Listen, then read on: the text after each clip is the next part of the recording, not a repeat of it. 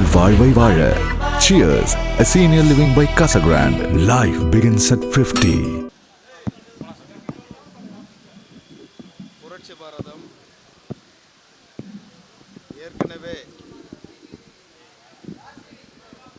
NDA கூட்டணியில் தான் இருக்கின்றது. அதன் நிமித்தமாக இன்றைக்கு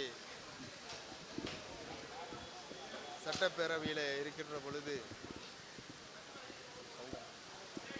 எதிர்கட்சி சார்பாக பேசுவதற்கு வாய்ப்பு இல்லாத காரணத்தால் வெளிநடப்பு எதிர்கட்சி தலைவருடைய தலைமையில் வெளிநடப்பு நடந்தது. வெளிநடப்பு முடிந்ததும் எதிர்கட்சி தலைவர் என அழைத்து மத்திய அமைச்சர் திரு பியூஷ் கோயல் அவர்கள் இங்கே ஹோட்டலிலே இருக்கிறார்கள், நீங்கள் சென்று அவரை மரியாதை நிமித்தமாக பார்த்துவிட்டு வந்து விடுங்கள் என்று சொன்னதின் பேரில் நானும் என்னுடன் கட்சி நிர்வாகிகள் தற்பொழுது மத்திய அமைச்சர் மரியாதைக்குரிய பியூஷ் கோயல் அவர்களை சந்தித்து வந்திருக்கின்றோம்.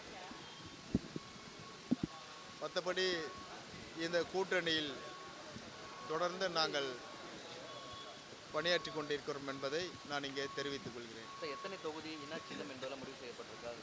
இல்லை, இன்னும் அது சம்மந்தமாக பேசலை. அது எதிர்கட்சி தலைவர் எடப்பாடியார் கூட தான் அதை பற்றி பேசணும்.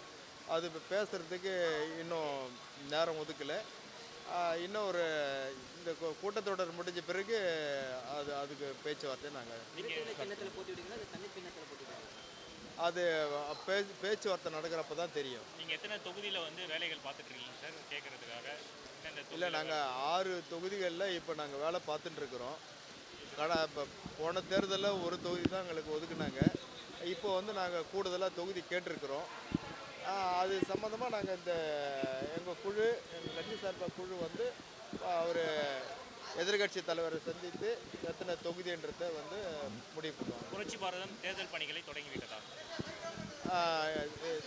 ஏற்கனவே தேர்தல் பணியை நாங்கள் பண்ணிட்டு தான் இருக்கிறோம்.